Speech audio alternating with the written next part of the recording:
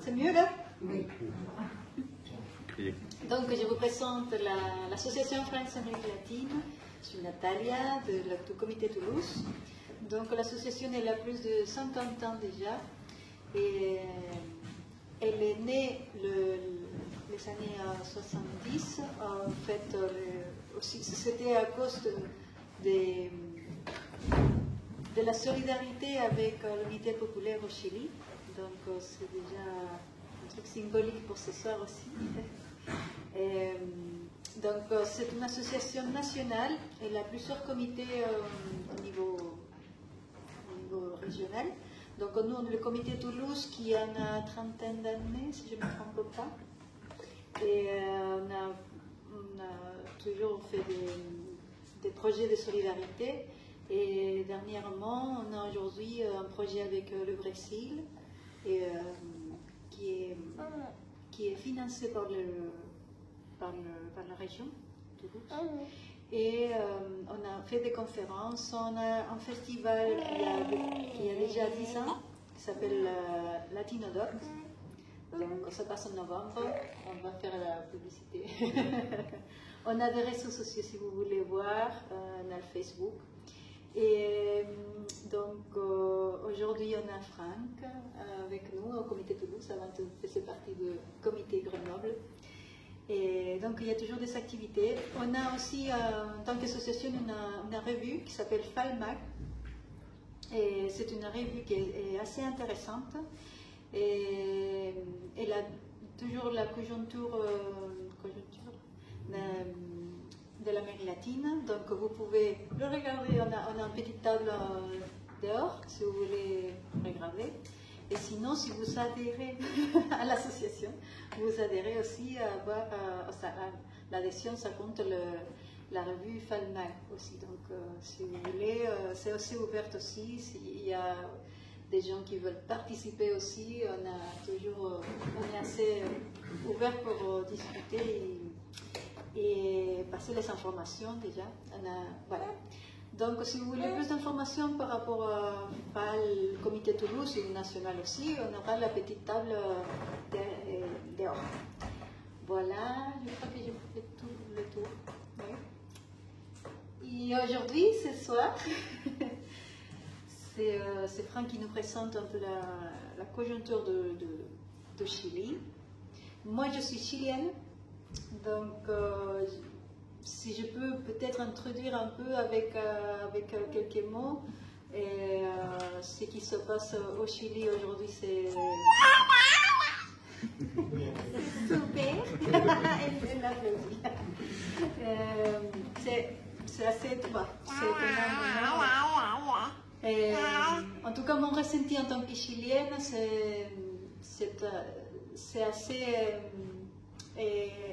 étonnant et on a de l'espoir, mais à la fois on ne sait pas comment va se passer. C'est assez étrange ce qui se passe, donc c'est quand même bon de faire une conférence et pour pouvoir bien comprendre les enjeux de tout ce qui se passe au Chili. Mais en tout cas, le peuple chilien está muy esperanzado.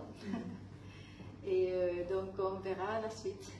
Bon, je laisse Franck.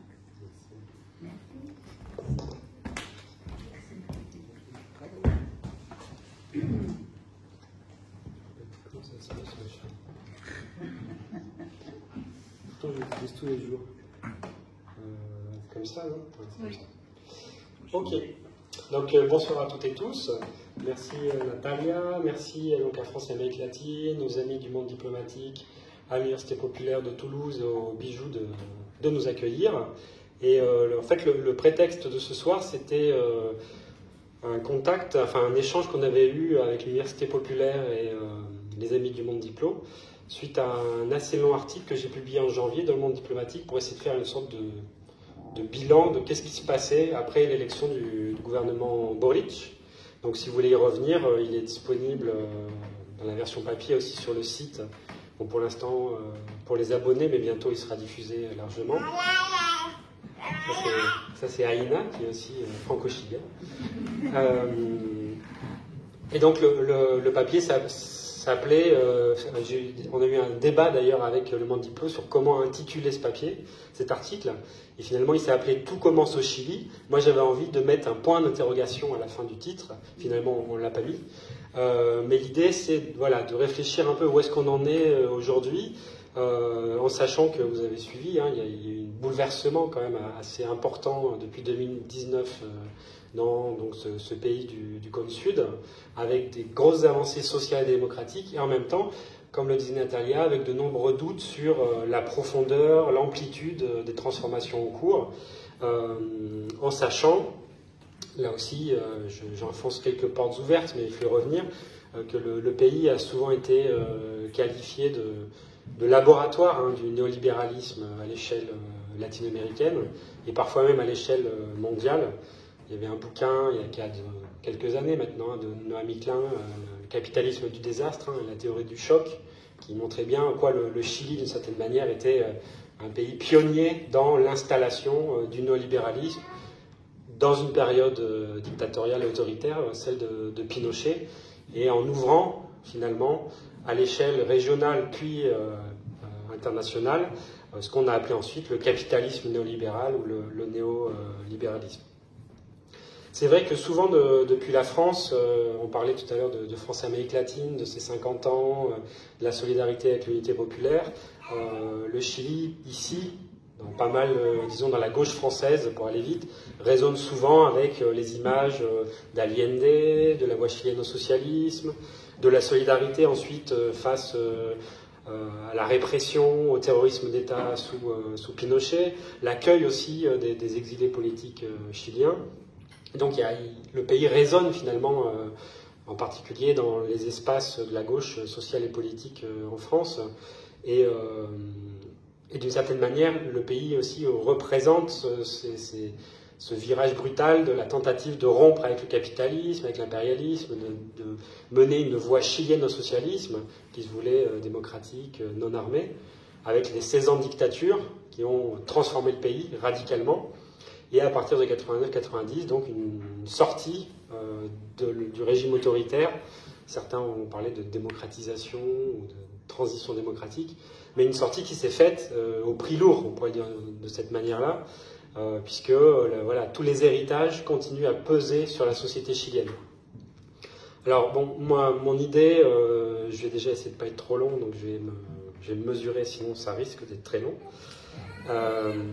C'est pas de revenir en détail sur l'histoire, mais plutôt sur la dernière période, pour comprendre où est-ce qu'on en est aujourd'hui, essayer un peu de voir à quel point la grande révolte d'octobre 2019 a commencé à tout chambouler dans ce Chili néolibéral, et en quel sens, d'une part, l'élection d'une convention constitutionnelle pour avoir une nouvelle constitution, donc, et d'autre part, l'élection d'un gouvernement de gauche, mené par Gabriel Boric, qui a 35 ans donc, marque un nouveau cycle historique dans ce pays qui, jusque-là, était vraiment, j'insiste, le bon élève du néolibéralisme.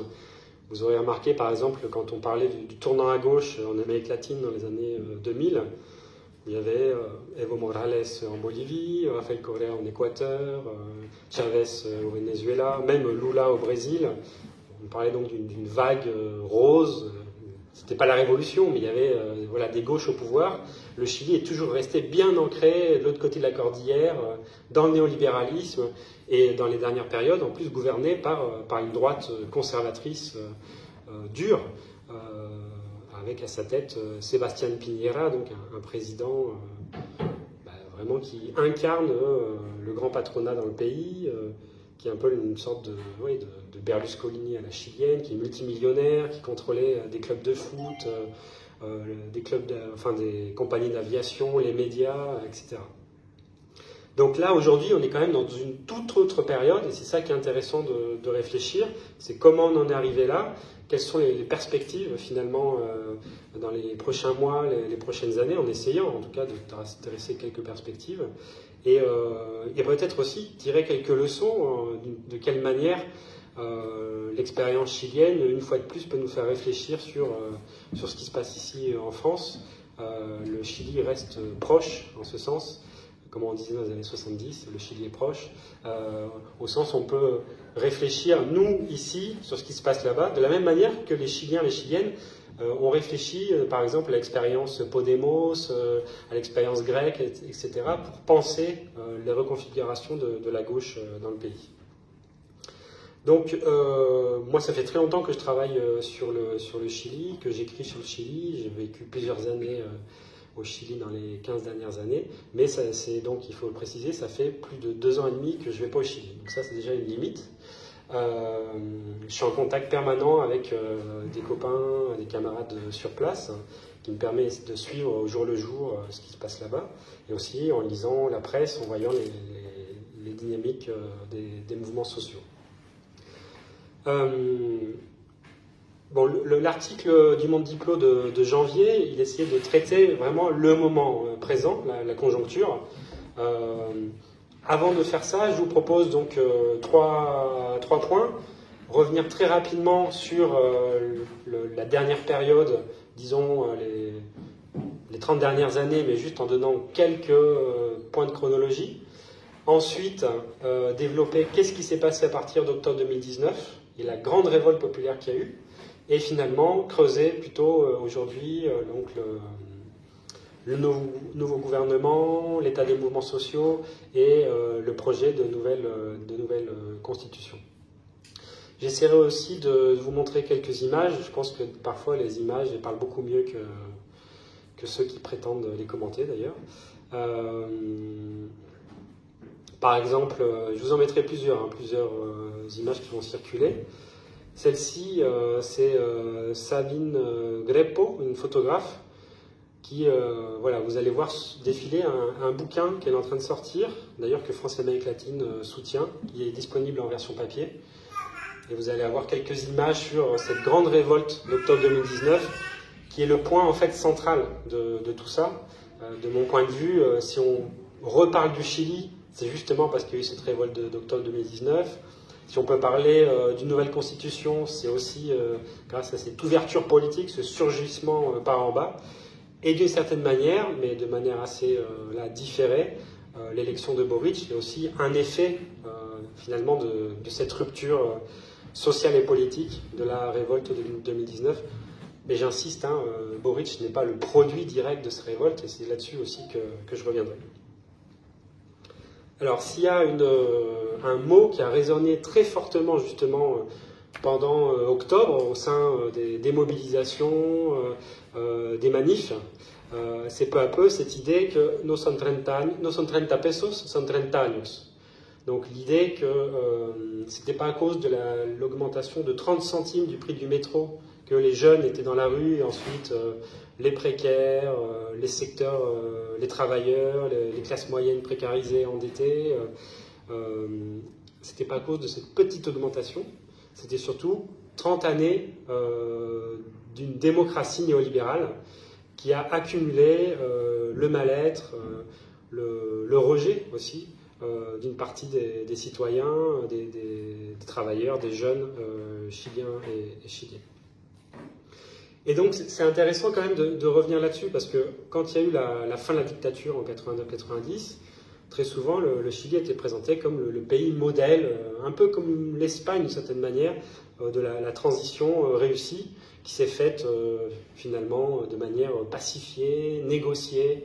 On avait réussi à mettre de côté le Parti communiste, on avait réussi à empêcher que les acteurs qui voulaient une révolution à l'époque, et en terminer avec Pinochet, y compris par les armes, avaient été défaits. Et donc, c'est les secteurs de la société civile et politique les plus modérés, les socialistes rénovés, la démocratie chrétienne, qui ont négocié avec la droite, avec les militaires, pour sortir de la dictature. Et ça, très souvent, au sein des classes dominantes latino-américaines, c'était vraiment présenté comme la grande réussite chilienne. C'est-à-dire, on a mis fin à la dictature, on a repris un régime démocratique libéral, représentatif, et en même temps, sans qu'il y ait de rupture nette, révolutionnaire, dans ce cas-là, sans qu'il y ait de violence, et tout en maintenant une grande continuité aussi sur le modèle économique, qui était loué par les élites latino-américaines, les classes dominantes chiliennes, mais globalement latino-américaines. Donc c'est vraiment pendant la dictature que naît l'idée du Chili, jaguar de l'Amérique latine, qui a réussi la croissance économique, la modernisation du pays, etc. etc. Toujours en mettant sous le tapis les profondes inégalités sociales, la violence de classe très forte qu'il y a au Chili, les inégalités territoriales, les inégalités raciales, l'oppression du peuple mapuche, notamment dans le sud du pays, les inégalités de genre, on pourra y revenir aussi, c'est pour ça qu'il y a un grand mouvement féministe, vous avez quelques images ici. Et donc cette démocratie qui s'installe néolibérale, c'est vrai, elle crée de la croissance économique, de la croissance macroéconomique, des exportations, des échanges commerciaux. La concertation qui arrive au pouvoir dans ces années-là, c'est une coalition centre-gauche, centre-droit, entre les socialistes et la démocratie chrétienne. Ils vont gouverner le pays pendant 20 ans, 90-2010, et ils vont dire, finalement, on a réussi à corriger les effets les plus négatifs du modèle néolibéral. C'est la grande idée du néolibéralisme corrigé. En gros, que le Chili, certes, aurait continué le modèle imposé à feu et à sang sous Pinochet, mais en corrigeant les effets les plus négatifs de leur point de vue. Et c'est vrai que pendant ces 20 années, la pauvreté, par exemple, a été divisée par 2 dans le pays. Donc il y a une baisse continue, selon les indicateurs assez contestables d'ailleurs, de l'extrême pauvreté, mais sans que ça remette en cause les profondes inégalités et aussi la destruction environnementale de toute une partie du Chili, ce qu'on appelle les zones de sacrifice.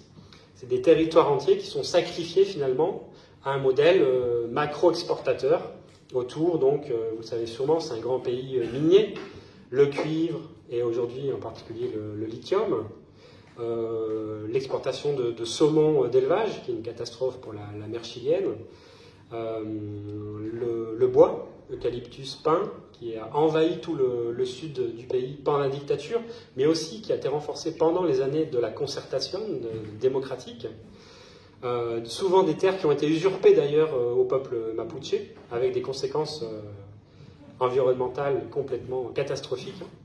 Vous le savez sûrement, l'eucalyptus, ça acidifie les sols, ça épuise les nappes hydriques, phréatiques. Et tout ce modèle centré, évidemment, l'agro-industrie, vous buvez parfois du vin chilien sûrement, des avocats chiliens, etc., qui sont tous destinés à l'exportation. Et c'est ce modèle-là qui crée de la croissance, mais une croissance profondément inégalitaire et profondément destructrice de l'environnement. Et ça s'est accumulé pendant 30 ans, aussi dans une société qui a été complètement néolibéralisée. Et ça, c'est certain. Certains auteurs parlent de l'installation d'un néolibéralisme qui est aussi culturel, qui est intégré dans la vie quotidienne de chacun. Ce n'est pas seulement un modèle économique, en fait. C'est une société qui a été néolibéralisée, individualisée, fragmentée. Les classes sociales ont été pulvérisées, les solidarités aussi. Même si c'est souvent grâce aux solidarités, malgré tout, que le tissu social continue à fonctionner. Il y a des bons travaux là-dessus aussi. Et donc, bon, ces 30 années, finalement, elles ont accumulé, comme on dit au Chili, du malestar, un mal-être néolibéral, face aux inégalités, à la précarisation de la vie en général, du travail, des études, puisque le système d'éducation est largement privatisé ou marchandisé. Il était aussi municipalisé dans les derniers jours de la dictature. Là, je vais vous mettre des murales, c'est-à-dire des graffitis, des peintures murales que j'avais photographiées quand j'étais, au moment juste après la révolte d'octobre, j'étais au Chili et toute la ville, encore aujourd'hui, était pleine d'expressions artivistes et artistiques. Donc là, vous en avez quelques-unes qui passent.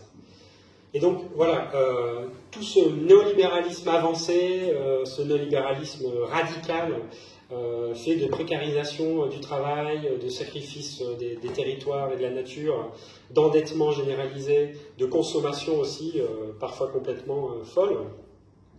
Tiens, ça c'est mon fils. eh bien, on va avoir une accumulation voilà, des conflits, parfois partiels, mais de plus en plus vastes. On va avoir aussi l'accumulation de la rage au sein de la jeunesse en particulier, celle qui n'a pas vécu la dictature et qui va être vraiment au centre de la réactivation de l'autre Chili qui est en train d'essayer de naître depuis 2019. Cette jeunesse qui n'a pas vécu déjà le terrorisme d'État, comme ses parents, et qui veut en finir avec l'héritage de Pinochet, pour le dire un peu de manière générale. Et donc l'héritage de Pinochet, c'est le modèle économique, c'est aussi la destruction de l'environnement, mais c'est plus globalement le fonctionnement de l'éducation, de la santé, du système de pension, des retraites, les fonds de pension qui sont aux mains entièrement privatisés, aux mains de grands groupes au Chili. Ça aussi, c'est un héritage de la dictature. Et donc, à partir des années 2006-2007, il va commencer à s'accumuler des fissures du néolibéralisme, par en haut et par en bas, pour le dire vite. Par en haut, la multiplication de cas de corruption, de scandales dans l'église, chez les carabiniers, où on vole massivement, donc sur la gendarmerie si vous voulez. Corruption au Parlement, des grands groupes économiques qui graissent la patte de députés, notamment sur la pêche par exemple, sur l'activité minière. Et tout ça, ça commence à sortir par tous les pores en fait, du système politique. Ça crée du rejet, de la crise de légitimité, comme disent les politistes parfois. Mais c'est aussi par en bas. C'est ça qui est intéressant, c'est que depuis les années 2006-2007, il va vraiment avoir une nouvelle génération de mouvements sociaux qui évidemment héritent ils sortent pas, c'est pas une génération spontanée. Il y a eu des grandes luttes contre la dictature, il y a eu des grandes luttes dès les années 90, mais à partir de 2005-2006, on voit vraiment des mouvements qui s'amplifient, qui deviennent plus costauds aussi, et à peu près dans tous les champs sociaux. On pourrait rappeler les mineurs, les sous-traitants de Codelco, par exemple, la grande entreprise minière du cuivre, en 2006, qui vont mener des luttes très radicales, qui vont bloquer les routes, s'affronter avec la police. Ça crée une vraie crise politique dans un pays qui a 25% de la réserve de cuivre mondiale. Évidemment, quand vous bloquez l'extraction du cuivre, c'est un petit impact, pas seulement au niveau local ni régional, c'est un impact mondial. Donc là, il y a eu des luttes dans les secteurs stratégiques de l'activité minière, des ports, puisque c'est une économie néolibérale exportatrice. Quand on bloque les ports, là aussi on bloque un maillon de la chaîne très important.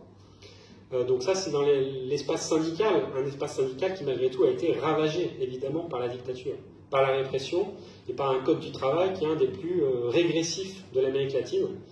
En gros, pour faire une grève légale au Chili, c'est quasiment impossible en fait aujourd'hui.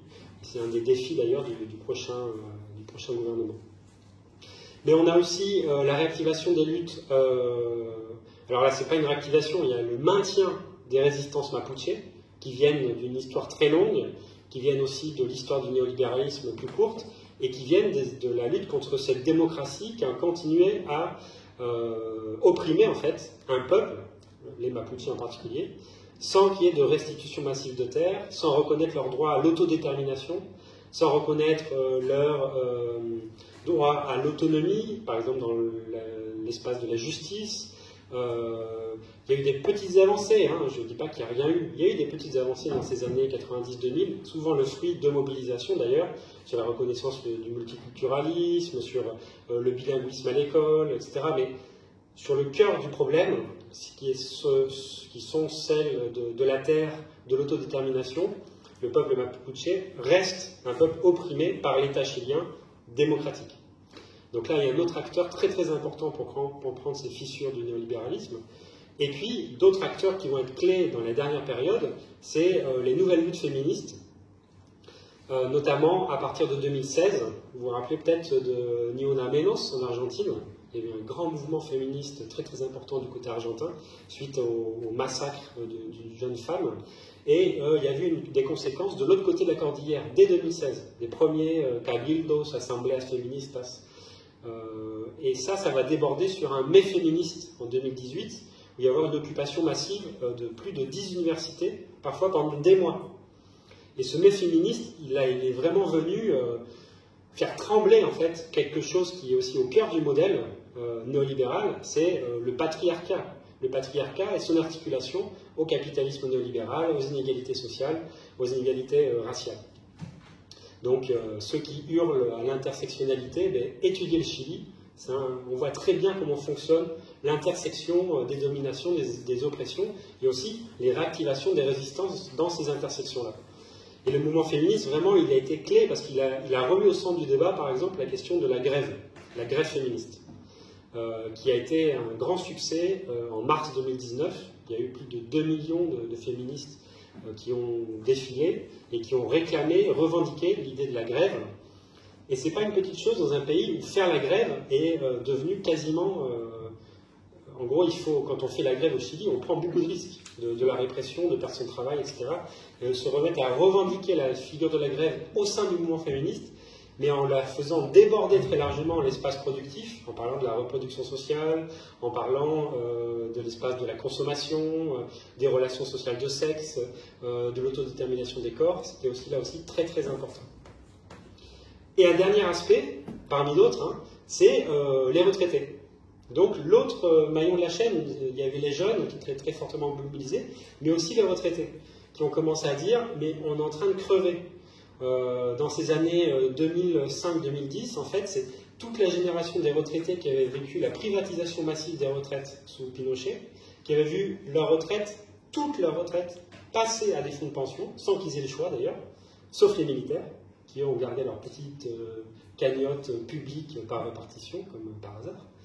Tous les autres, tous les travailleurs ont dû passer aux fonds de pension. Des fonds de pension qui se sont engraissés sur les retraites des salariés, des travailleurs, et avec un retour, un taux de réversion complètement minimal.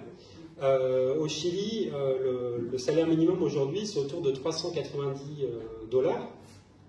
Avec 390 $, on ne peut pas vivre à Santiago. Enfin, si, il y a plein de gens qui vivent, mais on survit, on galère, on est obligé de vivre avec ses fils, sa mère, dans des espaces confinés, et c'est très difficile. Aujourd'hui, les retraités des fonds de pension à la Pinochet, c'est le frère de Sebastián Piñera, l'actuel président, qui avait privatisé d'ailleurs, qui était ministre de la dictature, qui a privatisé toutes les fonds les retraites. Il y a de nombreux retraités qui vivent avec 140, 180, 200 $, qui ont des retraites aussi petites que ça, et qui obligent à continuer à travailler ou à avoir la solidarité des enfants, de la famille. Et donc, il a commencé là aussi à s'activer un mouvement des mobilisations des retraités, NOMAS AFP. Donc, en gros, plus de fonds de pension, on n'en veut plus, on veut vivre dignement après avoir travaillé pendant 45 ans, 50 ans, en sachant que le taux horaire de la semaine de travail au Chili, toutes les dernières années, c'était 44 heures officielles, mais la majeure partie des travailleurs travaillent plutôt 47, 48 heures par semaine. Donc là, il y a une autre discussion actuelle sur passer aux 40 heures. Donc voilà, cette réactivation par en bas des luttes, elle explique aussi comment on en arrive à 2019.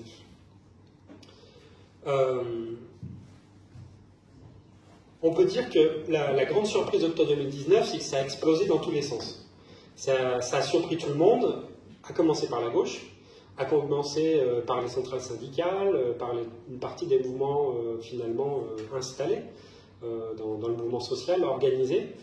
Et c'est pour ça qu'on s'est mis à parler de el estallido social, cette idée d'explosion sociale qui a inondé les rues de Santiago, mais en fait de tout le pays, même de tout petits villages.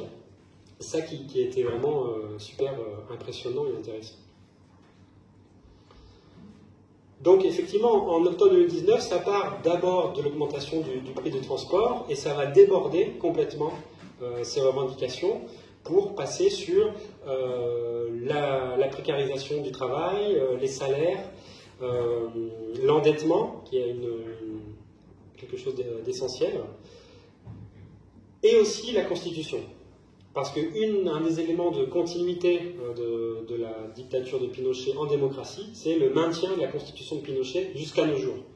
Il y a eu des réformes constitutionnelles, mais la Constitution, elle, est restée en place. Le cœur de la Constitution, qui est d'ailleurs une Constitution clairement néolibérale, qui met au cœur de la rédaction de la Carta Magna la question de la propriété privée et d'un rôle de l'État qui doit être le plus réduit possible. Un État subsidiaire, c'est-à-dire qui n'intervient que là où le marché n'intervient pas. Cette constitution-là, elle s'est maintenue, et donc c'est une des marques de la continuité finalement autoritaire en démocratie. Et c'était un point aussi d'unification du mouvement. Mais il faut insister que ce n'était pas le seul, que les mobilisations d'octobre 2019 elles partent aussi et surtout sur des questions sociales, des demandes sociales, sur la précarité, le coût de la vie, le coût des transports, les retraites, l'éducation. Et la Constitution, elle était déjà dans l'air depuis des années, en fait depuis 90. C'était une promesse d'ailleurs de la concertation qui a gouverné et qui n'a jamais mis en place une assemblée constituante. Donc tous ces acteurs-là en 2019, ils commencent à se mobiliser face à la répression du gouvernement Piñera. Il faut rappeler que la répression a été massive. Les jeunes, ils avaient appelé par Facebook, par les réseaux sociaux, à sauter les tourniquets et à arrêter de payer le métro qui était de plus en plus cher. Et face à la massivité du mouvement très rapidement, la réponse de Piñera, de la droite, au pouvoir, c'était la répression. Et une répression qui a vraiment été importante. Il faut parler de 5500 personnes détenues en un mois, 36 morts, 2000 blessés, dont certains très graves, plus de 450 mutilés oculaires, 2 personnes vont perdre la vue complètement, les 2 yeux. Mise en place d'un état d'exception, pas seulement à Santiago, dans plusieurs régions du pays. Il y a eu même un moment de militarisation, là c'est des carabiniers, donc c'est une police déjà militarisée, qui a un fort héritage de la dictature dans ses pratiques d'ailleurs, mais à un moment donné, Piñera a appelé les militaires dans la rue, ce qui a vraiment impacté très fortement, notamment les parents de ces jeunes mobilisés, qui se sont rappelés immédiatement, évidemment, de la dictature, puisqu'il n'y avait pas eu un tel déploiement militaire depuis le temps de la dictature. Et donc la répression a été massive, et en même temps la réponse de la société civile mobilisée a aussi été massive. On a assisté à la fin octobre et au début novembre aux plus grandes mobilisations de l'histoire du Chili, en nombre de personnes mobilisées. Pour ceux qui connaissent un peu l'unité populaire, c'est quand même impressionnant. Parce que durant l'unité populaire sous Allende, on avait déjà des manifs complètement géantes. Par exemple celle d'août 73. Mais là, bon, la population évidemment est plus nombreuse aujourd'hui. Il y a plus de Chiliens et de Chiliennes, 17 millions de personnes. Mais on a eu des mobilisations dans tout le pays à plusieurs millions de personnes. On a parfois eu presque un tiers des adultes de Santiago qui défilaient dans la rue. Vous vous rendez compte quand même ce que ça signifie en termes de ras-le-bol généralisé. Et c'est ça en fait qui a fait exploser tous les équilibres sociaux et politiques de cette transition pactée de néolibérale des années 90. Et ça s'est brisé à ce moment-là. Et je pense que c'est octobre 2019 qui explique vraiment l'ouverture d'un nouveau cycle politique. Et donc j'en viens plutôt au moment plus actuel. Il faut bien voir que, évidemment, les classes dominantes chiliennes, elles sont extrêmement consolidées. Certains disent que c'est une des bourgeoisies les plus stables de l'Amérique latine, qui a toujours réussi à s'adapter à différents moments politiques pour maintenir son hégémonie. Et là, après la dictature et 30 ans de néolibéralisme, évidemment, ils ont les coups des franches. C'est vraiment une économie, une société oligarchique. C'est une vingtaine de familles qui vraiment dominent l'ensemble du système économique en alliance avec les capitaux internationaux. Bon, j'ai les chiffres quelque part par là, mais c'est vraiment 0,01% des ultra-riches chiliens dominent à eux seuls un tiers du patrimoine, par exemple, les 0,01%. Donc là, on parle d'ultra-riches en France, c'est parce que c'est intéressant aussi.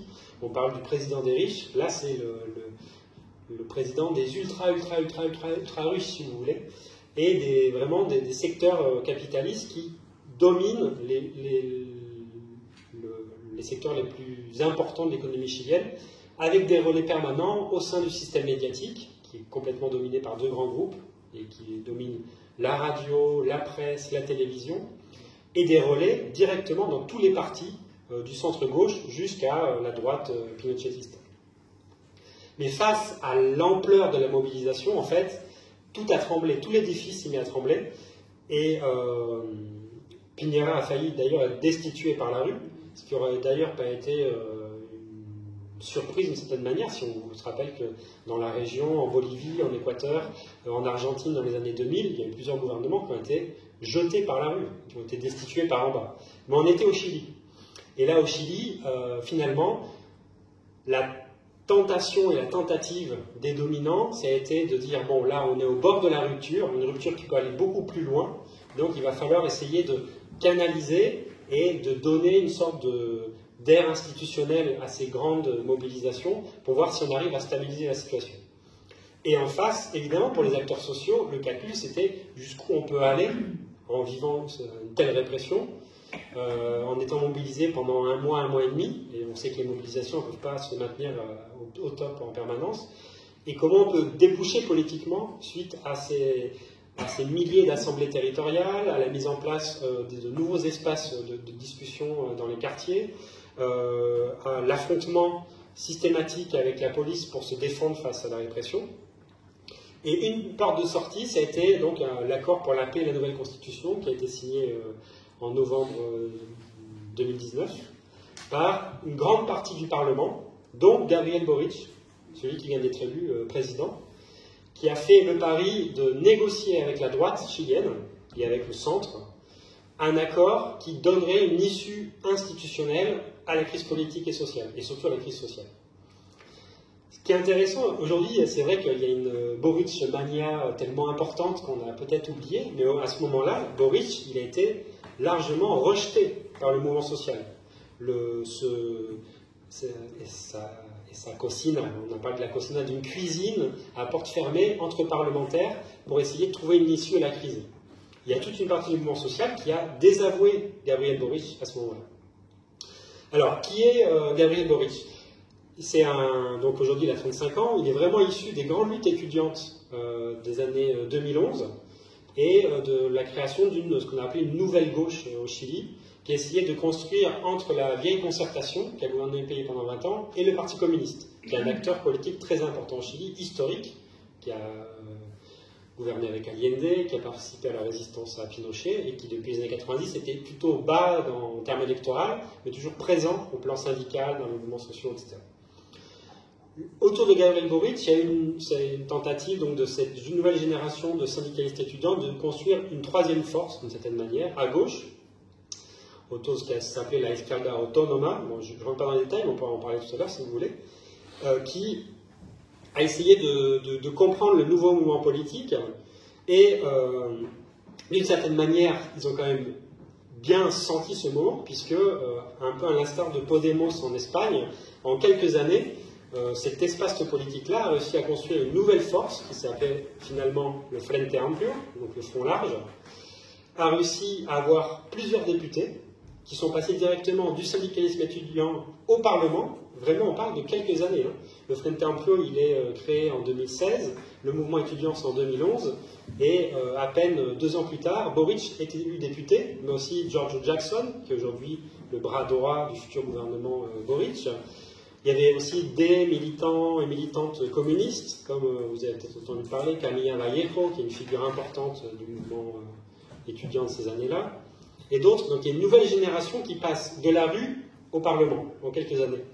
Et notamment ceux qui vont construire ce Frente Amplio. Et c'est ce Frente Amplio qui vient de gagner en coalition avec le Parti communiste le gouvernement du Chili.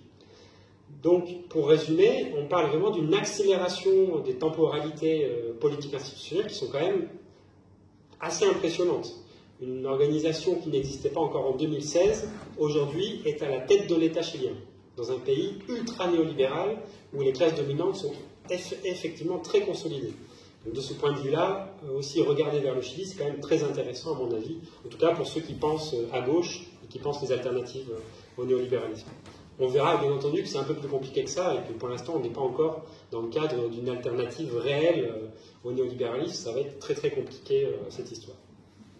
Donc d'une certaine manière le pari de Boric de négocier avec la droite dure, de dire on va faire un accord au Parlement qui ouvre la porte à quoi? D'une part, éviter la destitution de Piñera. Évidemment pour la droite c'était ça le défi en novembre 2019, tout faire pour éviter une crise majeure du gouvernement. Et en échange, permettre d'aller vers une nouvelle constitution. Et donc ça s'appelle pour la paix sociale et une nouvelle constitution. Le titre est limpide en fait. Donc essayer de calmer la rue et en même temps gagner un nouvel espace constitutionnel, c'était un peu le deal du moment. si Boric a paru dans un premier temps comme désavoué par la rue, finalement son pari politique, si on regarde depuis aujourd'hui, en termes institutionnels, il est complètement réussi, ça fait aucun doute. Il y a une convention constitutionnelle qui est en cours, qui a été élue, et il vient de gagner les élections présidentielles. Donc là, les jeux de, comment ça s'appelle, Game of Thrones, c'est assez impressionnant. Et évidemment, il y a pas mal d'analyses qui font la comparaison avec Pablo Iglesias, Íñigo Errejón et l'expérience Podemos en Espagne. Même si au sein du Frente Amplio, il n'y a qu'une petite minorité qui rêve du populisme de gauche, version Podemos, et le Frente Amplio est beaucoup plus, est très hétérogène dans ses influences politiques. C'est une sorte de front de petites organisations, en partie issues du mouvement étudiant.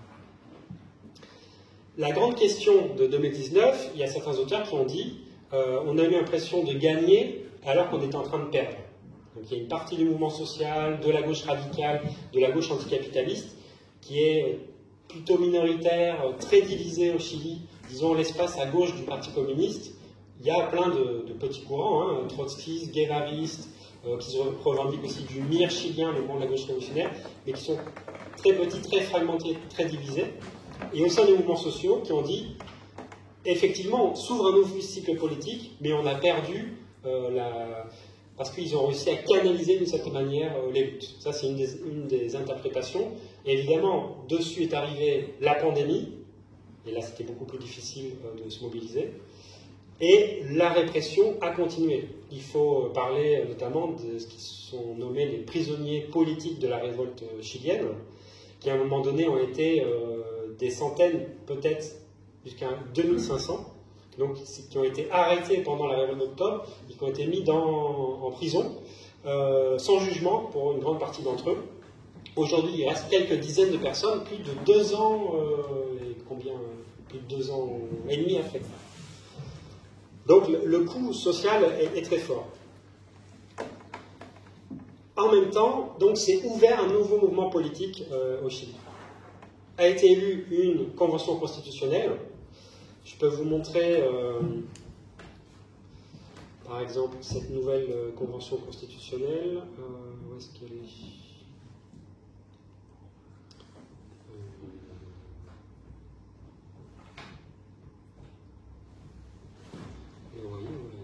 En haut à droite. Non, mais ça, c'est du texte. J'avais une carte. Parce que ce qui est intéressant de voir de la Convention, c'est que finalement,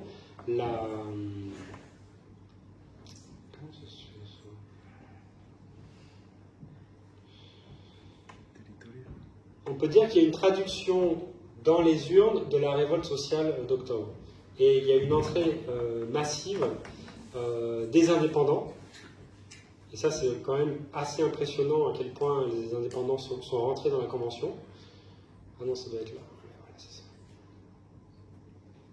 Bon, les couleurs ne vous diront pas grand-chose, mais en mai 2020, il y a eu donc, après avoir eu un référendum pour ou contre une nouvelle constitution, il y a eu un vote massif pour une nouvelle constitution. Donc déjà, c'était valider l'idée, on va en finir avec la constitution de Pinochet. Et c'était à plus de 80%. Et ensuite, il y a eu une élection au suffrage universel direct pour élire des députés constituants. Dans la négociation de Boric et de la droite, pour le dire vite, là où la droite a essayé de négocier, c'est de dire on va essayer de préparer, ce ne sera pas une assemblée constituante complètement souveraine, on va dicter un certain nombre de règles préalables. C'est pour ça qu'on va parler de convention constitutionnelle. Ce n'est pas une vraie assemblée constituante souveraine. Et parmi elles, imposer la règle des 2 tiers. Ça, c'était le grand truc de la droite, dire tous les articles doivent être approuvés aux 2 tiers, en pensant que ça permettrait de mettre un verrou en fait, sur la future constitution. Puisque la droite, historiquement au Chili, pèse 1 tiers, voire 40% de l'espace politique, parfois plus. Donc ils se sont dit, si on a ce verrou-là, on va pouvoir bloquer tous les articles qui puissent nous embêter, notamment, évidemment, des choses clés comme la nationalisation possible des ressources naturelles, reprendre le contrôle du lithium et du cuivre, ou alors autodétermination du peuple mapuche, ou alors mettre fin à la privatisation de l'eau au Chili, qui est massive, etc., etc. Sauf que dans les urnes, la révolte aussi s'est exprimée pendant la convention. Et donc, il y a un grand nombre d'indépendants qui ont surgi, qui sont apparus en dehors de tous les partis, et qui sont venus déplacer les partis traditionnels. Et donc, ça a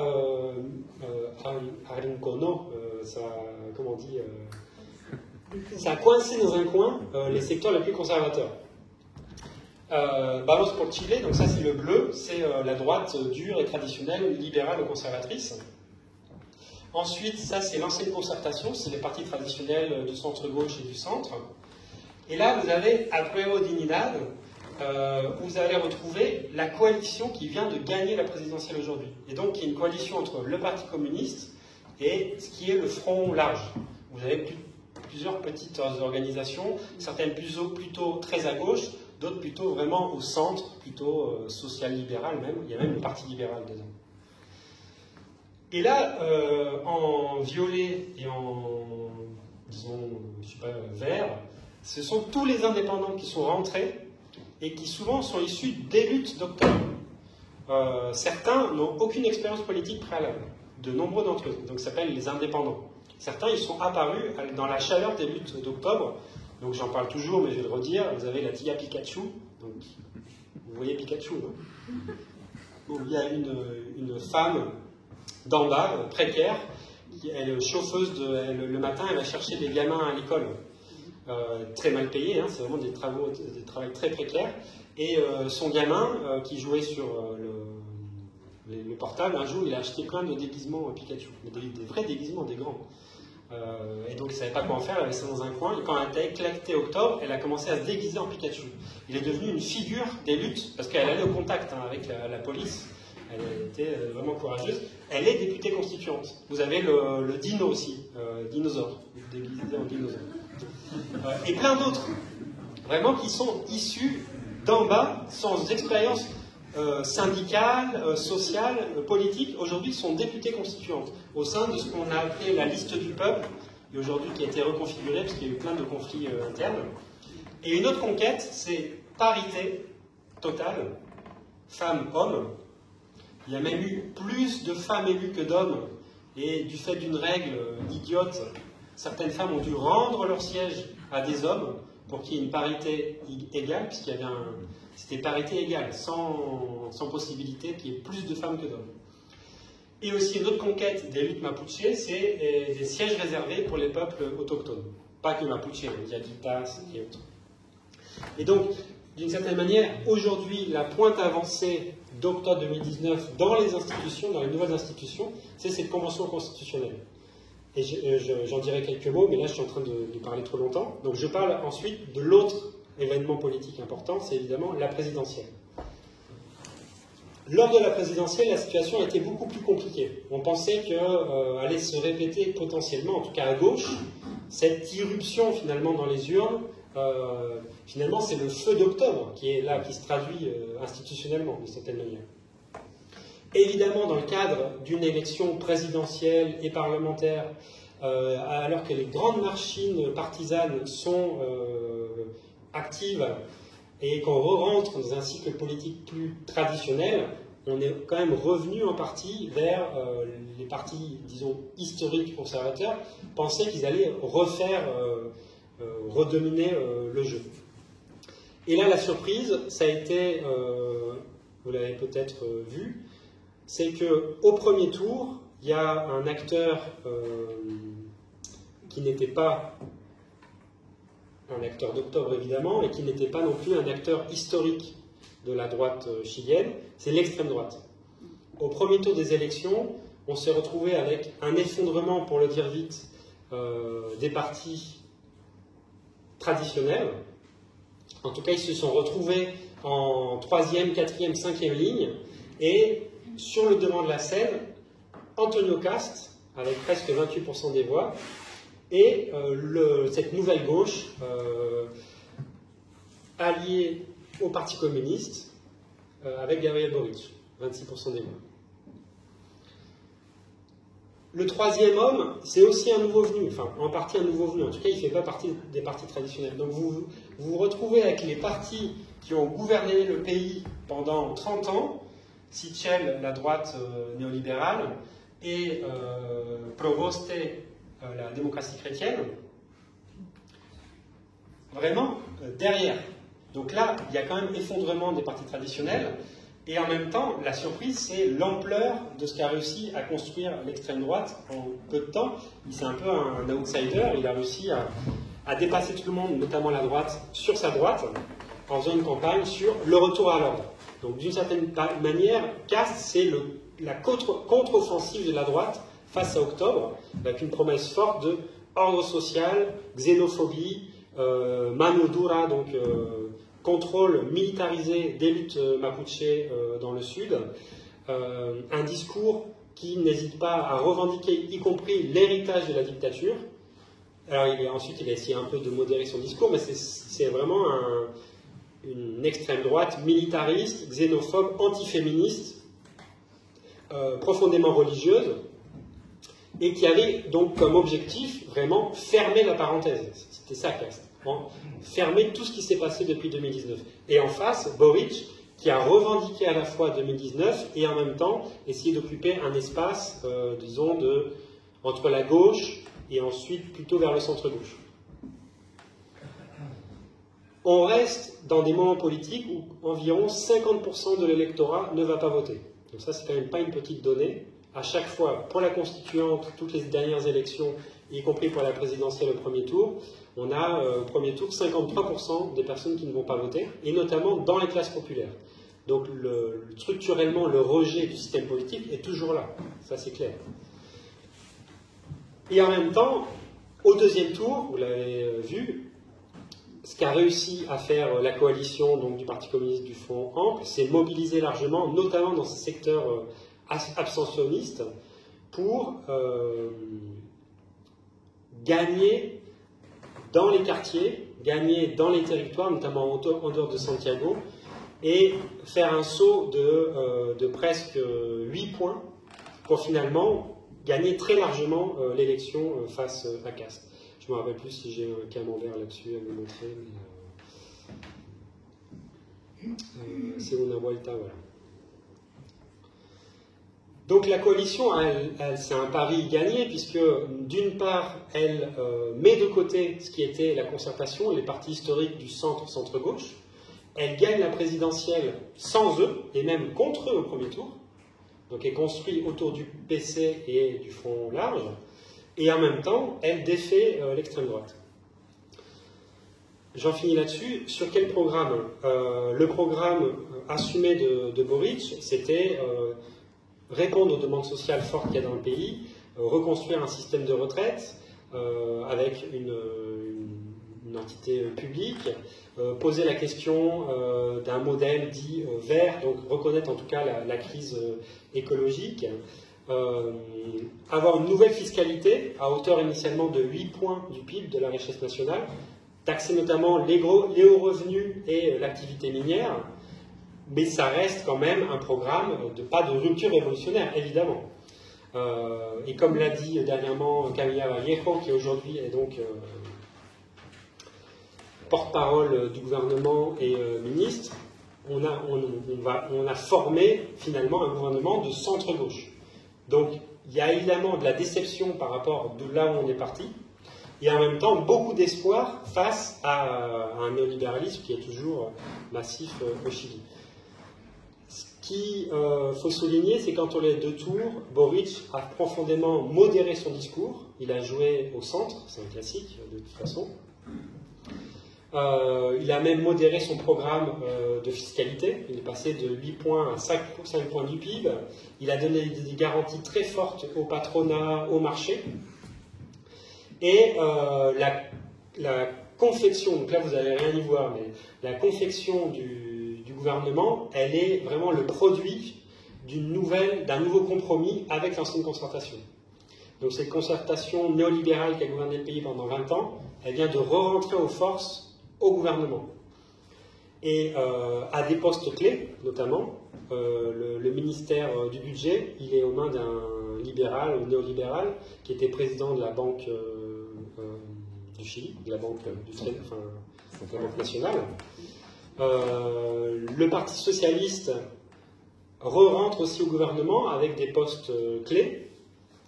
Et on a aussi d'anciens petits partis de la concertation, le PPD, les radicaux, à l'exception des démocrates chrétiens qui, eux, sont restés en dehors. Donc Boric a rompu la concertation, mais en faisant venir à lui vraiment des partis qui, jusque-là, ont géré le néolibéralisme, et en même temps, en jouant aussi sur son aile gauche, puisque le Parti communiste a aussi, mais seulement 2 ministères.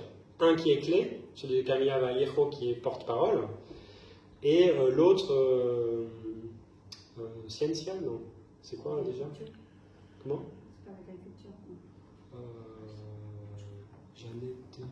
Non, le travail aussi, avec le Parti communiste. Mais donc là, on se retrouve à une sorte de compromis d'entre-deux. Une des explications de tout ça, c'est la coalition est minoritaire et très minoritaire au Parlement. Ils n'ont que 37 députés sur plus de 155. Donc, qu'a fait Boric? Il a intégré ses futurs alliés au Parlement, il a essayé de les intégrer, le PS, le PPD, etc. Et malgré ça, il n'aura pas les majorités, et encore moins au Sénat. Et donc,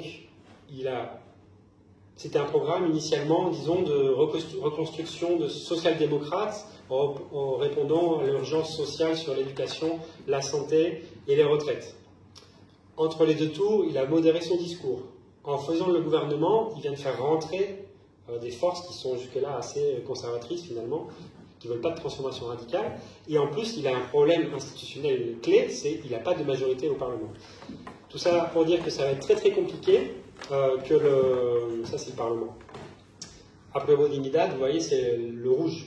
Donc il faut qu'il arrive à mettre une coalition très très large pour faire passer certaines de ces réformes.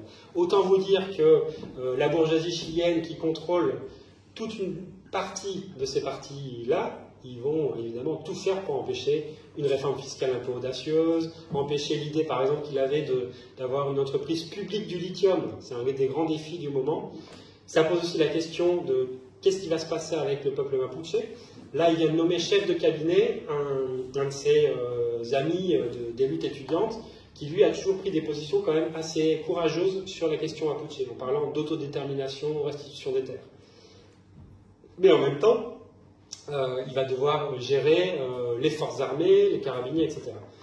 De l'autre côté, la question qui est posée, est-ce qu'on est face à comme disent certains, un nouveau compromis 2.0, donc ce serait plus celui de 90 au sortir de la dictature, mais celui post-octobre 2019, où on va voir se reformer un centre-gauche, plus à gauche évidemment, qui a des promesses de réforme, mais qui va venir plus gérer le système en place, plutôt qu'essayer de le transformer, avec des freins institutionnels très forts. Et d'autre part, quel défi pour la Convention constitutionnelle, qui est en train d'avancer des réformes vraiment très intéressantes, on pourrait en parler dans le débat, mais là, il vient d'avoir voté en commission des propositions qui décoiffent pour le Chili, État plurinational,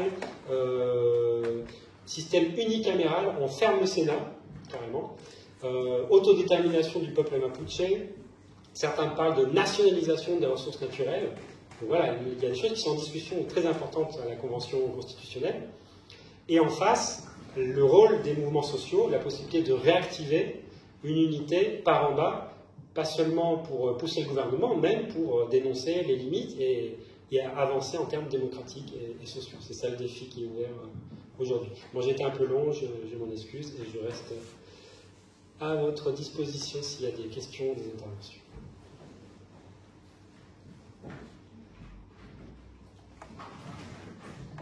Le débat est ouvert. Si vous voulez intervenir, vous le faites, posez des questions, vous donnez votre point de vue, tout est possible.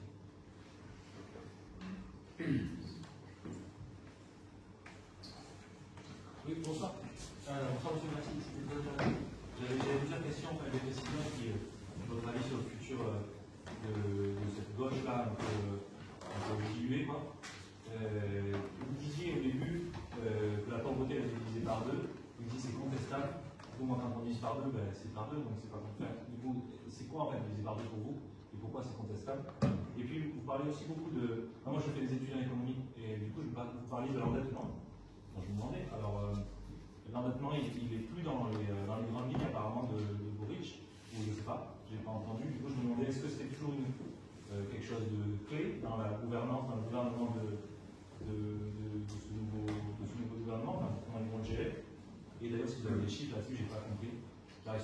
C'est quoi un endettement pour le Chili? Beaucoup, parce que s'ils font beaucoup d'exportation, dans ce cas-là, ils s'enrichissent. Donc je ne comprends pas en fait, comment ils peuvent s'endetter. Voilà. Et puis en fait, j'avais une dernière question, c'était sur. Oui, en fait, selon vous, qui c'est qui va gagner ou perdre là, dans l'histoire? Parce que vous dites qu'il n'y a plus moyen de. Enfin, il a tué trop son pouvoir, a priori, il ne pourra pas faire de réformes ambitieuses. Pour autant, il y a la Constitution qui arrive. Et en fait, c'est quoi? Il y a le loup dans la bergerie, ou il n'y a rien qui va pousser, ou c'est juste des effets de manche et puis il n'y aura plus rien parce que derrière la solution des ressources naturelles, ça ne se fera jamais. Mais oui, c'est quoi votre sentiment parce que vous êtes plus proche que nous du terrain? Voilà les questions en vrac. Merci. Une réponse, il y a une autre question, une autre point de vue. Aujourd'hui, c'est le vote pour la justice. Et je n'ai pas compris que cette histoire se dotait qui est la problématique.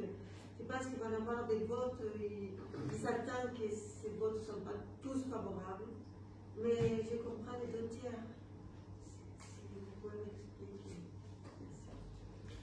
Et aussi, j'ai bien entendu tous les mouvements là, mais votre résumé, votre sentiment, qu'est-ce qu'il y a de profondément novateur là-dedans qui peut éventuellement nous inspirer le Chili? Qu'est-ce qu'il y a de nouveau Une dernière question. Bonsoir, merci pour la présentation. Du coup, j'avais une petite question. J'avais fait le rapprochement entre la concertation qui n'a pas pu aboutir en démocratie,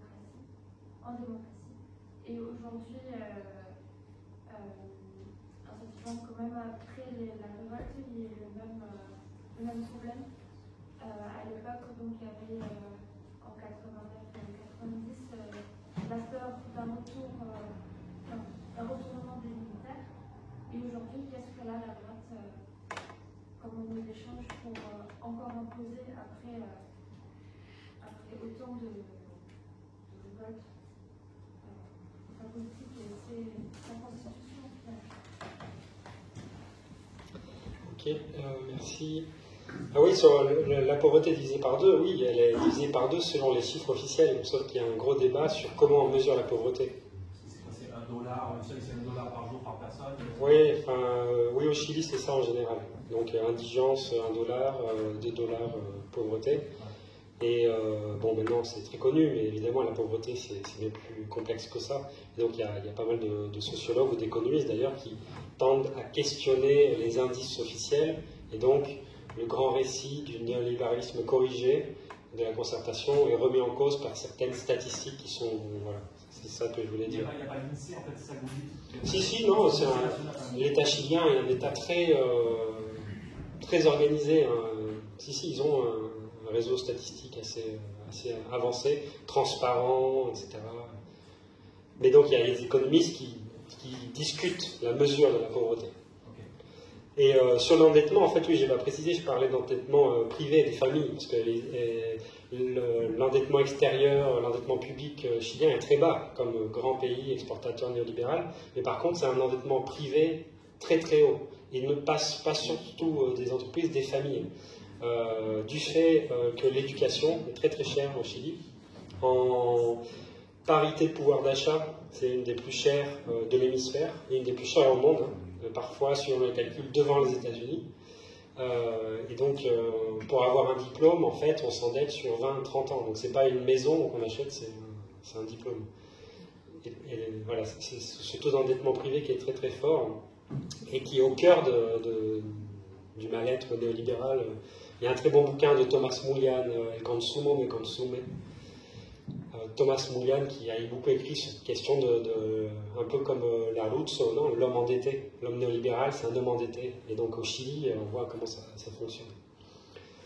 Le loup est dans la bergerie, je ne me rappelle plus, mais oui, enfin, ce que j'essayais de montrer, c'est un peu bref, la présentation, c'est qu'on reste, malgré l'impact des mobilisations, de la rupture d'octobre 2019, de l'apparition de nouvelles forces politiques, de ces auto-organisations par en bas dans les assemblées, de l'ouverture d'un cycle constituant, de finalement une extrême droite qui a été défaite dans les urnes, avec mobilisation entre les deux tours, je ne l'ai pas dit d'ailleurs, j'en parle dans l'article du diplôme, mais ce qui est impressionnant, c'est que la victoire de Boric, elle se fait grâce aux femmes, aux jeunes et aux classes populaires. Et ça, là, on a les statistiques quartier par quartier. Des quartiers historiquement ascensionnistes comme la Pintana, par exemple, ou Puente Alto, entre les deux tours, ils ont bien compris qu'il y avait un danger immédiat, un danger de classe, en fait, pour eux. Et donc, ils ont été votés massivement. Mais quand on fait des enquêtes de terrain, apparemment, beaucoup ont été votés contre caste, plutôt que directement pour Boric. Donc, le défi, c'est comment transformer, en fait, ce vote contre caste en un vote, par exemple, de mobilisation, d'organisation. Et donc, la difficulté, elle est politique institutionnelle, elle est dans les limites même du programme, d'ailleurs, de la coalition. Le Parti communiste lui-même, d'ailleurs, n'a pas caché un certain mécontentement de voir revenir la vieille concertation dans le gouvernement, etc. Et en même temps, le loup, il est dans la bergerie, il est dehors aussi. C'est-à-dire, c'est la croissance très très forte d'une extrême droite. Si on voit les déclarations de caste le soir du résultat, du second tour, tout le monde était étonné en disant « Ah, mais il est très bien ce monsieur ». Alors, je rigole, hein, mais il a fait une déclaration très posée, très polissée. Je reconnais l'élection de monsieur Boric, nous allons construire. Mais en fait, c'est ça. Il vient de rentrer au Parlement, il a 15 députés, 2 sénateurs, alors qu'il y a une mandature, il n'existait pas politiquement. Et donc son idée, c'est on va construire un bolsonarisme à la chilienne, on va continuer à faire du travail culturel aussi, hein, dans les têtes, et essayer vraiment de construire une perspective Bolsonaro version Chili. Donc le loup, il est là aussi. Si on a une gauche qui échoue aujourd'hui, le danger, c'est que le prochain, ça soit une extrême droite radicale, et dans un pays qui a vécu 16 ans de dictature, où les pratiques répressives sont massives, évidemment, c'est un danger immédiat. Donc le défi pour le mouvement social, le mouvement féministe, les dissidences sexuelles, les Mapuches, le syndicalisme, lutte de classe, il y en a, même s'il a été fortement réprimé, c'est dans cette situation-là, comment faire pour lutter contre la croissance de l'extrême droite et en même temps défendre un agenda qui déborde en fait les limites de la coalition gouvernementale, tout en accompagnant tout ce qui va aller dans le bon sens, évidemment. Et au niveau de la Convention constitutionnelle, c'est un peu le même défi, même si d'une certaine manière, on voit que dans la dernière période, c'est la Convention qui avance 2 pas devant tout le monde, avec des propositions, notamment grâce aux mouvements sociaux, aux féministes qui sont dans l'Assemblée. Effectivement, cette semaine, c'était une semaine capitale, puisque donc après plus de 7 mois maintenant d'assemblée constituante, où il a fallu des mois déjà pour établir le règlement, pour établir la liste des commissions. Donc il y a 7 commissions sur le système politique, les principes constitutionnels, la forme de l'État, les droits fondamentaux, l'environnement, la justice et les connaissances.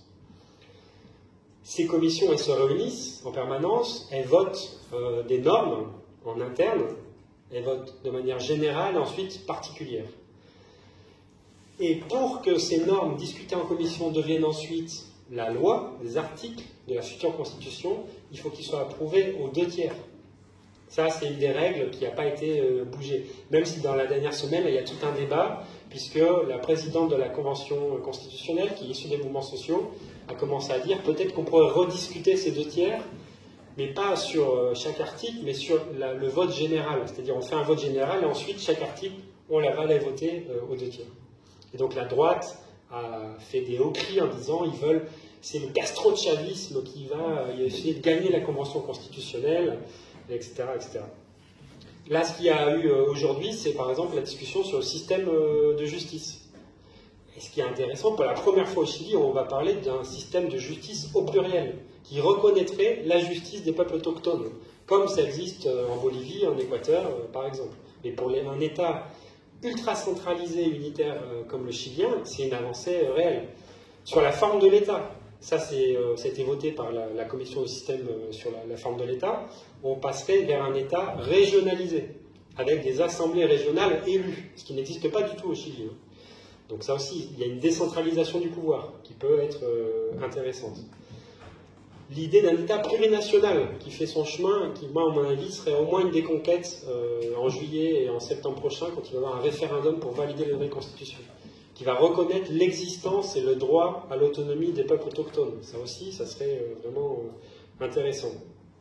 Et puis après, il y a carrément certains députés qui vont plus loin. Il y a une députée trotskiste du Mouvement international des travailleurs qui a fait en commission, je ne sais pas si vous avez vu, une intervention où elle propose l'annulation des 3 pouvoirs de l'État et la mise en place d'une assemblée des travailleurs et des mouvements sociaux.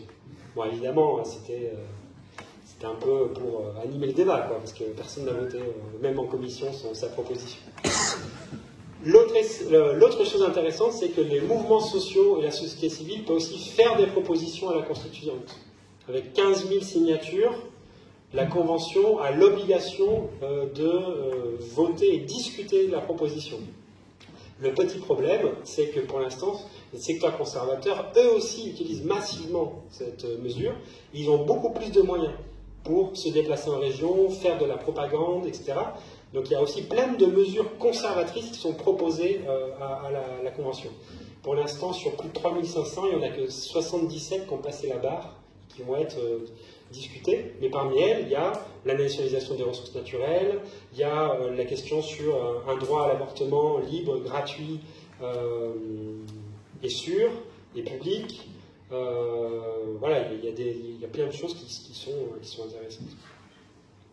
Et donc on peut dire qu'on est dans un nouveau cycle politique au Chili, dans le Chili néolibéral démocratique, entre guillemets. Et en ce sens, c'est vraiment intéressant et ça a de quoi nous inspirer d'une certaine manière, puisque d'une part, on a eu un grand mouvement social qui est venu déstabiliser l'hégémonie néolibérale. Aujourd'hui, on peut dire que la domination néolibérale se poursuit, mais l'hégémonie, elle, est complètement fissurée. Dans les têtes, dans les conversations, on n'est plus dans les années 2000 ou 90. Il y a vraiment une contestation massive à une échelle micro-sociale de tout ce qui faisait la normalité. Le fait que l'éducation est un business, le fait que les retraites soient des fonds de pension, le fait qu'il faille s'endetter pour payer une opération, etc. Tout ça, c'est vraiment remis en cause radicalement. Et c'est ça, c'est un acquis vraiment du mouvement social. D'autre part, on a une coalition de gauche qui a réussi à gagner contre les sociolibéraux, quand même. C'est quand même intéressant. Même si dans un deuxième moment, elle se retrouve à réintégrer une partie d'entre eux. Et on a une expérience constituante dans laquelle des indépendants issus des luttes des peuples autochtones et des féministes jouent un rôle central pour rédiger la nouvelle constitution. Ça aussi, quand même, je pense que c'est intéressant, ça nous faire réfléchir face à la monarchie présidentielle qu'on a en France, par exemple. Par exemple, au Chili, l'idée, c'est d'aller vers une forme de présidentialisme beaucoup plus atténuée, et avec un rôle du Parlement renforcé. Bon, c'est une piste. Évidemment, c'est pas la révolution bolchevique, hein, mais disons qu'il y a des pressions démocratiques qui sont à l'œuvre. Et sur la peur, et oui, effectivement, je suis d'accord, 90, c'était l'épée, hein, toujours qui était au-dessus de la tête de tout le monde en disant, il y a même eu d'ailleurs des bruits de bottes, on s'en rappelle, dans ces années-là, en disant, il y avait toujours l'idée, si on va trop loin, les militaires vont revenir. Et ça a toujours été d'ailleurs le prétexte pour la démocratie dans la mesure du possible, comme disait Elwin, le premier président. On va faire la justice, mais dans la mesure du possible. Il y aura un peu moins d'impunité, mais dans la mesure du possible. On va modifier un peu la Constitution, mais dans la mesure du possible. Et à chaque fois, c'était le renoncement qui a dominé. Et aujourd'hui, la peur, elle est plutôt du côté de la croissance de l'extrême droite, même si le facteur militaire reste un facteur, à mon avis, qu'il ne faut pas menospreciar, mettre de côté. On a peu d'éléments sur les forces armées, mais évidemment qu'elles regardent ça de près. Elles ont joué un rôle dernièrement dans le contrôle de l'espace public. Il y a un état de siège qui est maintenu par Piñera dans le sud du pays, notamment contre les populations mapuche. Et tout récemment, il y a l'état de siège qui vient d'être déclaré dans le nord du pays. La question migratoire revient avec force en fait dans le débat public, la xénophobie aussi. Et ce qu'est en train de faire Piñera, c'est en train de laisser pourrir la situation en fait. Le ministre des Affaires étrangères, carrément, lui, s'est barré en Espagne. Le ministre des Affaires étrangères, il a dit « Bon, allez, c'est fini, je pars ». Il a pris un poste en Espagne, il est parti. Et donc voilà, il laisse pourrir le fruit, puisqu'il y a plusieurs mois entre l'élection et le début du mandat, c'est le 11 mars. Et donc ces mois, souvent, ils sont utilisés politiquement. Et là, la situation dans le nord du pays est vraiment très très préoccupante. Xénophobie galopante, narcotrafic, migrants illégaux qui sont réprimés, il y en a qui sont morts dans le désert. Et maintenant, état de siège, enfin état d'exception, donc notamment des migrants vénézuéliens et haïtiens.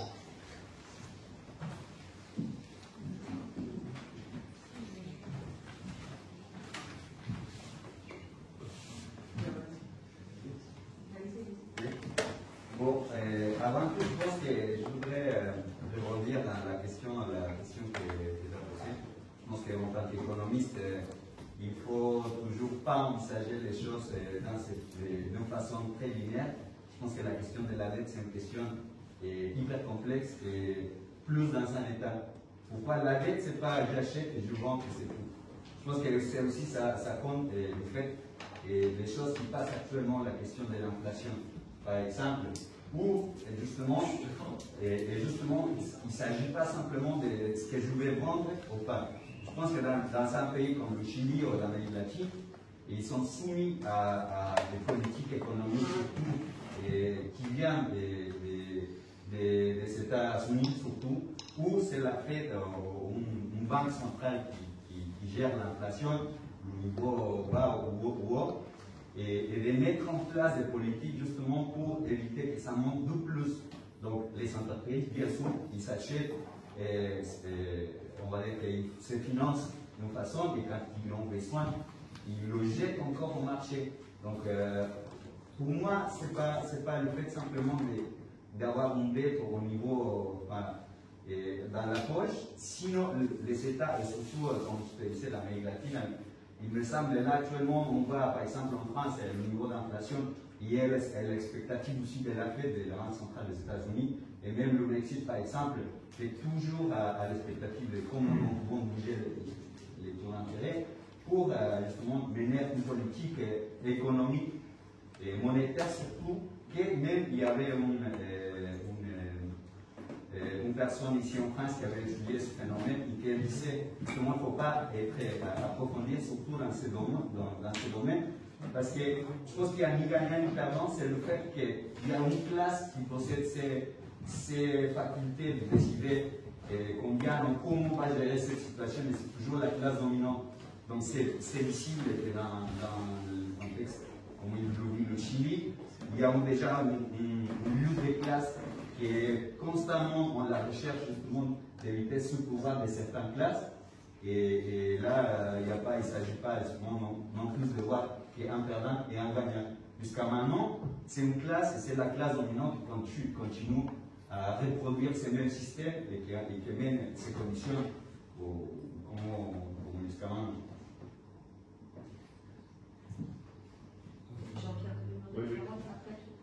Oui, le Chili fait partie de nombreux accords de libre-échange en particulier, donc toute tentative de nationalisation, de reprise de contrôle de l'économie risque de rentrer en conflit avec les fameux tribunaux arbitraux qui sont très faciles à mettre en œuvre et qui peuvent mettre à genoux le pays.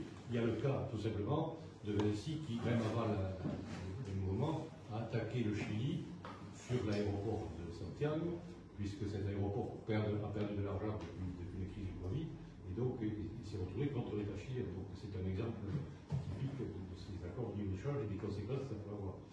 Voilà. Quelqu'un d'autre après? Il y en a deux. Madame, Alors, moi, je voulais revenir un petit peu en essayant de faire un parallèle entre les élections qui vont venir ici et le Chili. Quand le but de gagner une élection, c'est pas simple, mais c'est pas compliqué non plus. Ce qui est compliqué, c'est qu'est-ce qu'on fait une fois qu'on a gagné l'élection. Parce que on a vu ce qui s'est passé en Grèce, on a vu ce qui s'est passé en Espagne, on a vu ce qui s'est passé au Portugal. Et en définitive, ceux qui sont toujours trompés dans ces processus électoraux qu'on croit gagner, c'est toujours les mêmes et ça produit des frustrations, ça produit le fait que les classes populaires ne votent de moins en moins. Bon, voilà. Elles votent de moins en moins, mais si on prend le cas de la France, elles ne votent pas, mais elles ne font pas grève non plus, elles ne manifestent plus. Donc on est dans quelque chose de très compliqué. Et ce qui se passe dans les différents pays, c'est qu'en définitive, les gens qui votent ont l'impression d'avoir fait leur boulot en votant, et une fois que le vote est fait, ils ne se soucient plus toujours, en tout cas pas tout le temps, du fait que ceux pour qui ils ont voté, est-ce qu'ils vont au moins faire ce qu'ils ont promis. Vous vous rappelez en France, quand Macron a été élu, il y a plein de gens qui ont dit, bon, pour se débarrasser de Le Pen, on vote Macron et puis on s'occupera de lui une fois qu'on se sera débarrassé de Le Pen. Ça marche jamais, ça. Jamais ça marche.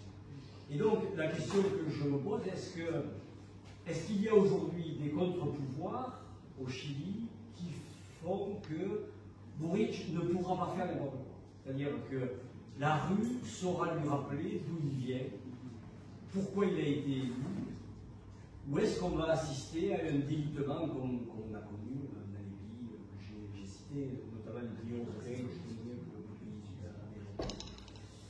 ou est-ce que, bon, en définitive, c'est toujours la reproduction de la même histoire, c'est-à-dire que pendant une période, on a dit il y a toujours une alternance entre la droite et la gauche, et puis est-ce qu'aujourd'hui, cette alternance a pris une autre forme avec des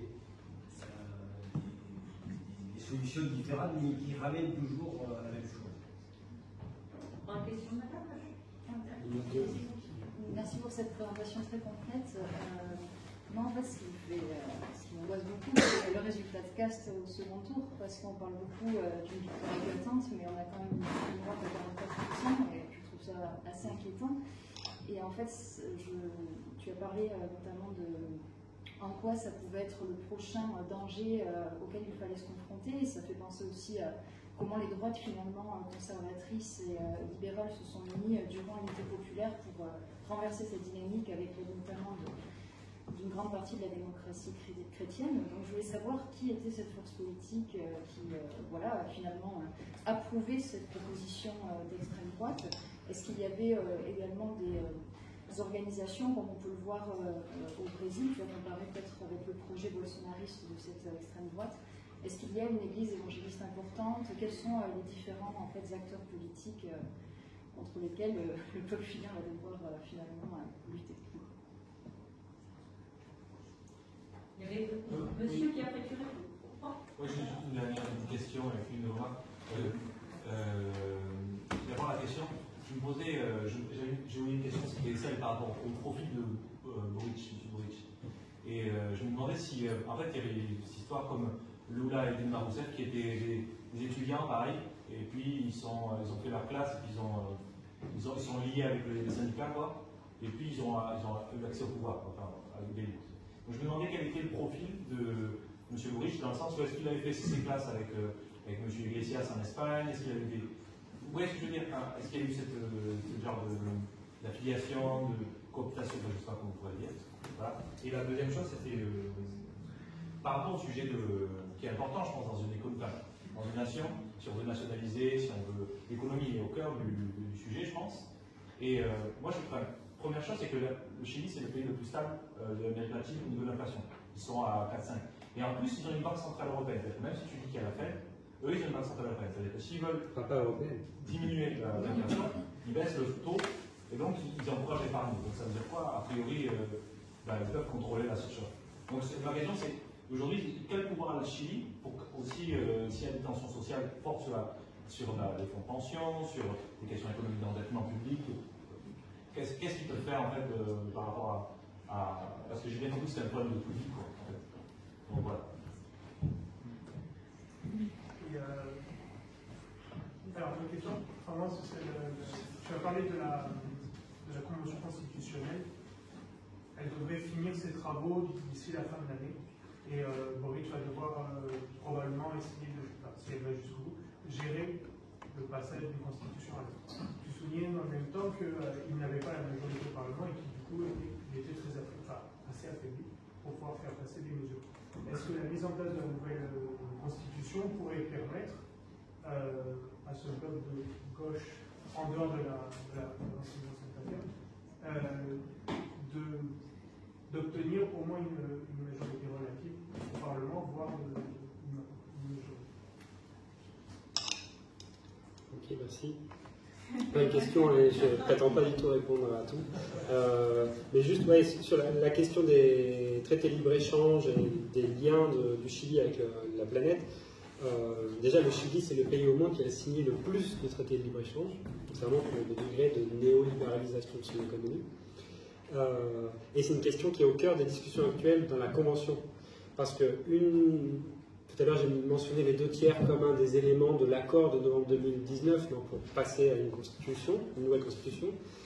Une autre chose qui a été exigée par les secteurs libéraux, on va dire, c'est qu'on ne puisse toucher aux traités internationaux.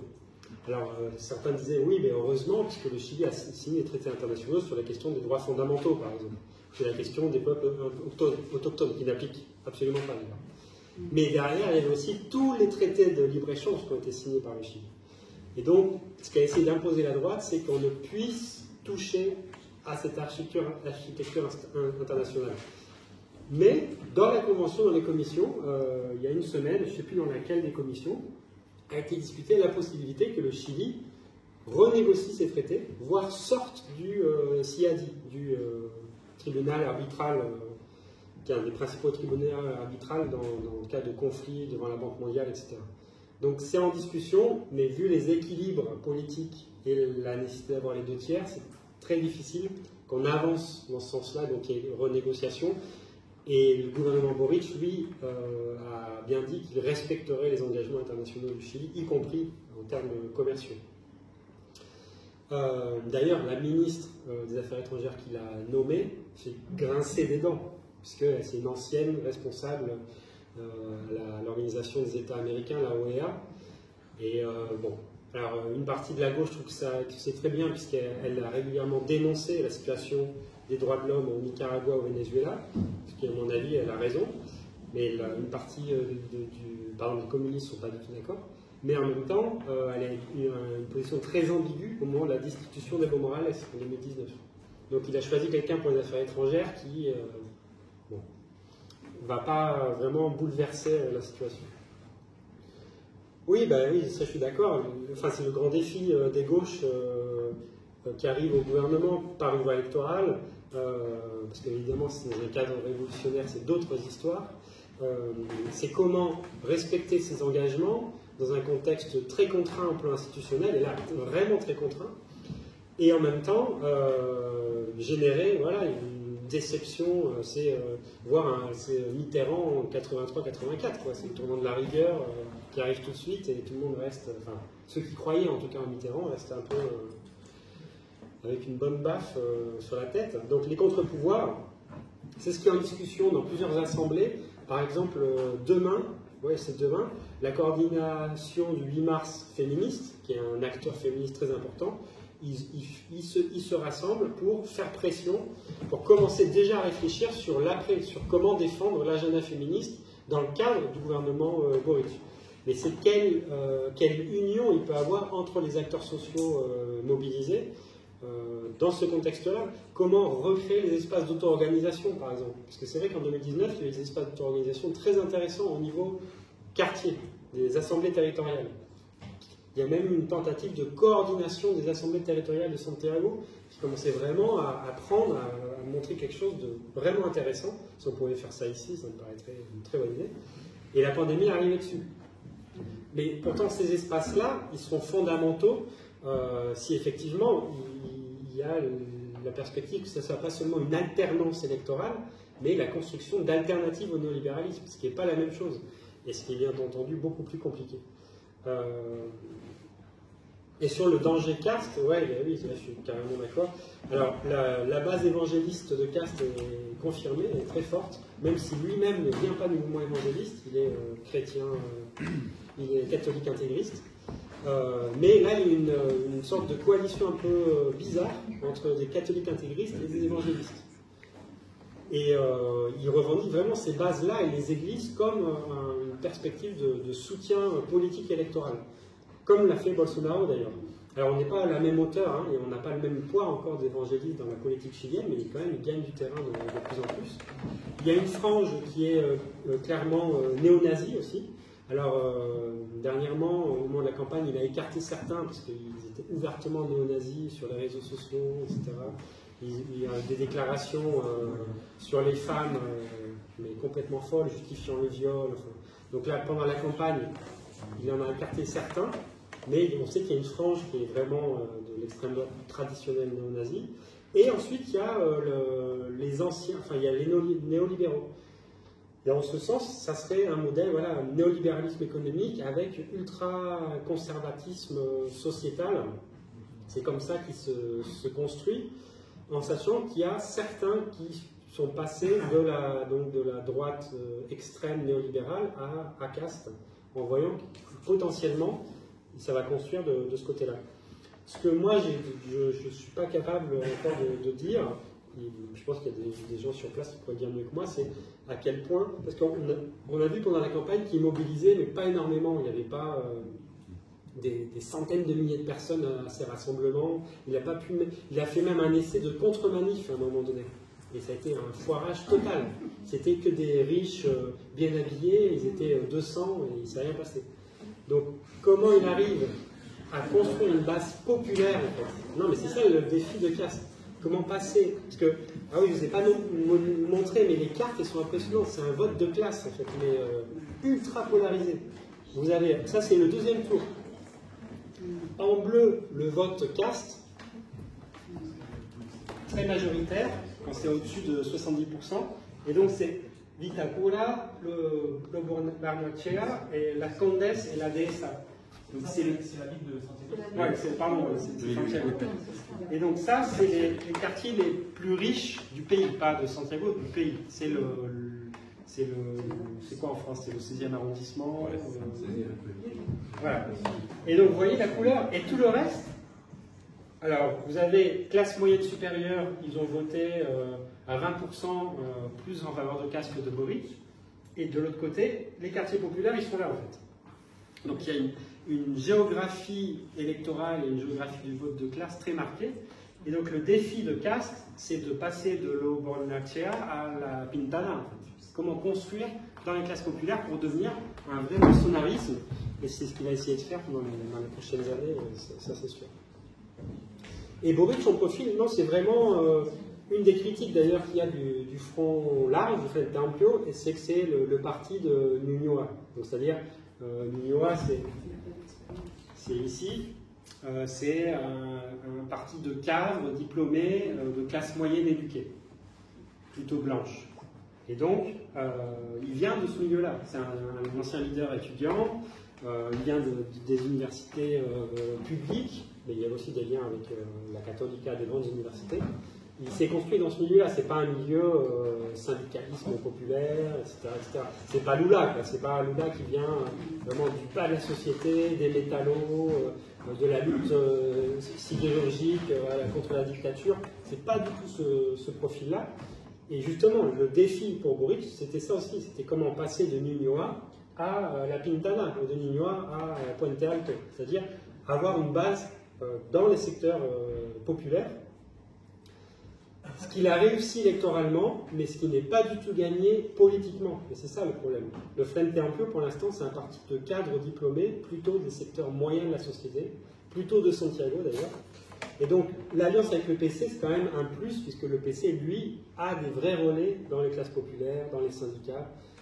Donc, ça lui donne quand même un ancrage un peu plus solide dans les mouvements, mais ça reste une fragilité aussi du gouvernement, ces relais dans la société et dans les mouvements, même si on a vu que dans la campagne, de nombreux mouvements ont clairement dit qu'ils appelaient à voter Boric. Ça, très clairement, parce qu'il y avait un danger immédiat. Donc, de nombreuses organisations sociales ont appelé clairement à voter Boric. Et si vous voulez, on finit là-dessus. Sur la mise en place de la Convention constitutionnelle, ouais, c'est la grande question. D'ailleurs, moi, c'est la question que je pose, puisque je connais quand même quelques députées constituantes, notamment dans le bloc féministe. Et pour l'instant, elles ne me répondent pas vraiment. C'est un peu le doute aussi. Quel est le chemin de sortie? Puisque donc, en juillet, la Convention sera finie, de toute façon. Elle ne pourra pas se prolonger. Elle aura fini son temps. Donc, il faudrait qu'il y ait un texte, une nouvelle constitution, qui devra être validée par un référendum de sortie en septembre approximativement. Il y aura un vote très massif pour cette nouvelle constitution, sauf grosse surprise, donc surprise qui peuvent toujours arriver. La droite, Castes ont déjà dit qu'ils allaient faire une campagne pour le rejet, mais dans la population, il y a une demande très forte d'en finir avec la constitution de Pinochet. Donc, sauf grosse surprise, cette constitution va devoir être mise en place. Mais comment? Ça peut se faire par décret présidentiel, mais là, ça serait vraiment ultra vertical comme mise en place, ce qui, après un moment démocratique, ne serait pas très funky, on va dire. Ça aurait pu se faire s'il avait des grandes majorités au niveau du Parlement, enfin de l'ensemble, Sénat et Parlement. S'il avait, je crois que les 3/5 ou les 2/3, enfin une large majorité, il aurait pu mettre en place, aller vers un chemin de rupture constitutionnelle. Et donc vous voyez, c'est des sortes de transitions hybrides. C'est pas comme ce qui s'est passé en Bolivie où il y a assemblée constituante, feuille blanche, et on repart de zéro avec une nouvelle élection. Ou sinon, la troisième option, c'est appeler à élection générale sur la base de la mise en place de la nouvelle constitution. Ce qui potentiellement pourrait lui permettre de, si on est dans un nouvel système politique avec une seule chambre, comme ce qui semblerait peut-être être gagné, mais c'est pas sûr, de se refaire une majorité dans cette nouvelle chambre, beaucoup plus large, beaucoup plus décentralisée, avec plus de députés et plus ancrée dans les territoires, paritaire. Voilà, c'est un des défis, et ça ne sera pas un petit défi. Mais le premier défi, ça sera de faire une campagne pour les mouvements, en tout cas, vraiment dynamique, populaire, de la jeunesse, pour le oui à la nouvelle constitution, si seulement elle est vraiment progressiste, parce que pour l'instant on n'en sait rien. Rien n'a été voté encore. Et le jeu dans cet espace-là est très compliqué. Les anciens partis de l'ancienne concertation, ils sont en train de tout faire pour freiner tout ce qui est un peu radical ou avancé. Ils freinent. Et en plus, la coalition elle-même entre le PC et le Front Ample, c'est pas très joli au sein de l'espace constitutionnel. Ils passent leur temps à voter pas ensemble. En fait. Il y a le PC qui vote plutôt avec la liste du peuple et les mouvements sociaux, et le Front large qui vote plutôt avec le PS et l'ensemble de la concertation. Donc ça reste encore assez complexe. Mais à suivre de près, parce que c'est quand même intéressant ce qui s'y passe. Et maintenant, on peut boire des bières.